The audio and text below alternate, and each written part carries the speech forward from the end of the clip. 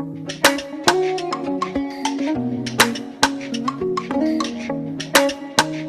today's video is going to be a little different. I am going to be creating a wreath for my garage entryway, and I want to show you real quick what I got from Hobby Lobby last week. So I don't want to make this video too long, so I'm only going to show you my top picks from Hobby Lobby, I should say. I got these baby breath stems, which are about 3 feet. I paid $6.99 for these.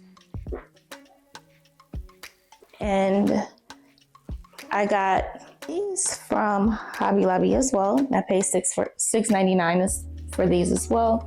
I got these in 3 different colors.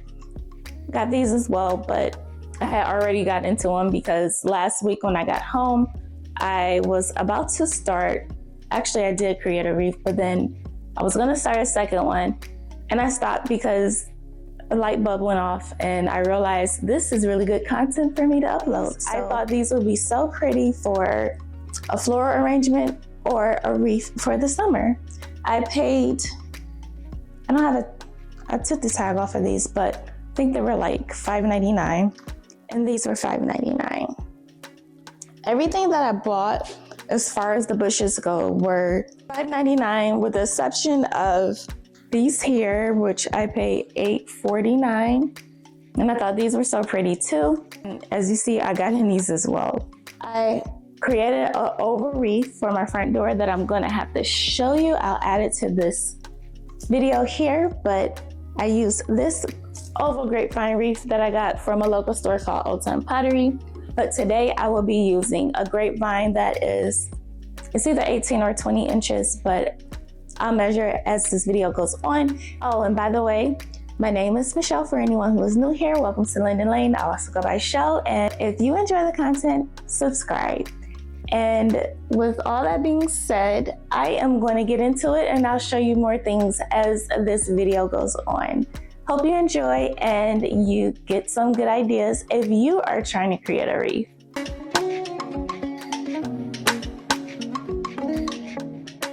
On this 18-inch grapevine, I'm going to be starting off by adding my greenery. I'm using this greenery bunch that I got from Old Time Pottery, and then there are 3 different styles. It's either 2 or 3 different styles of eucalyptus leaves or stems I will be adding to the base as well, and peonies. The other day I found a wreath tutorial, and in this specific video it stated to use a wire at the base of the greenery. This just adds an extra security when placing the greenery on the wreath. I decided to try this and I will definitely be implementing this in all of my wreaths. Using a wire just provides extra security in case the glue gives for whatever reason. The wreath will still be intact because the greenery stems are secure using the wire, and the wire is attached to the base. Once I have all the stems glued to the wire, I sit them to the side to allow them to dry.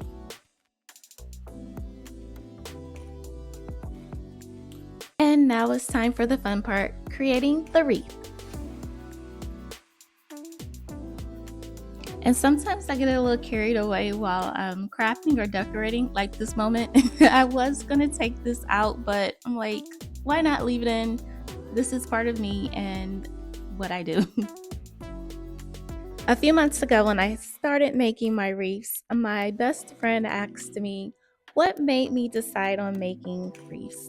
And at the moment, I think I told her I didn't know. I just enjoyed doing it. But the truth is, I actually evolved in my hobby. What I was doing before, which was making floral arrangements, and I really enjoyed doing that. I decided one day, why not try to make a wreath?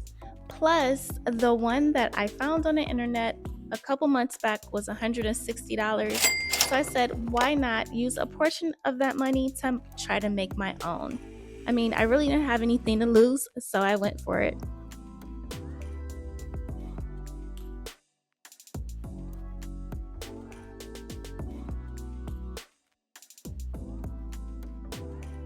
I wanted to make a wreath that reminded me of a garden, so I figured the peonies would be a perfect touch, as well as the dahlia I put in here and the pink wax cluster flowers I used as filler.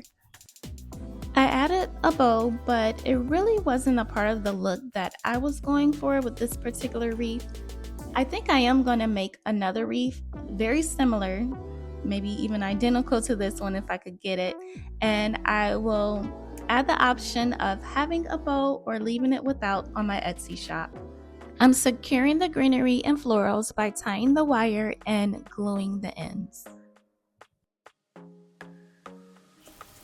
Okay, so now we're on the next day. I had to stop to go out and run a couple errands, but needless to say, the wreath is completely different from how, well, not completely different. I just took out some florals and I'm pretty much done with it. I may add something here, but I really like how this looks. It's not overcrowded with flowers and it gives visual interest to the point where it's quite easy on the eyes. I know a lot of times when I was putting these arrangements together originally, like the first couple, I think it was just too much going on. So I'm starting to learn and evolve in my wreath making.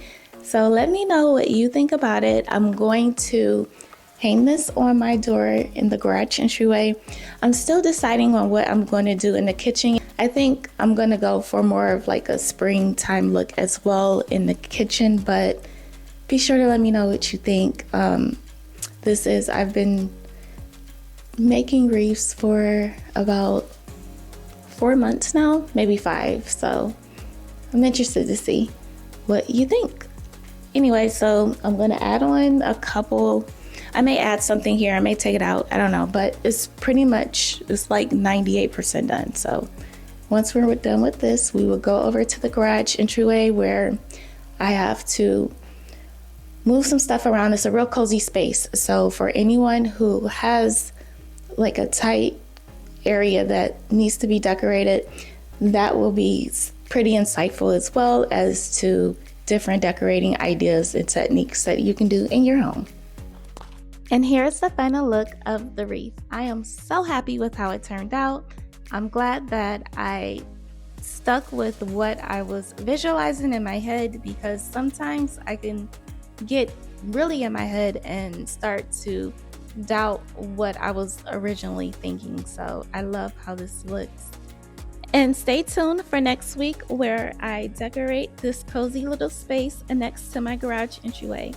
Don't forget to like, share, and subscribe if you haven't yet, and I will see you next time. Bye!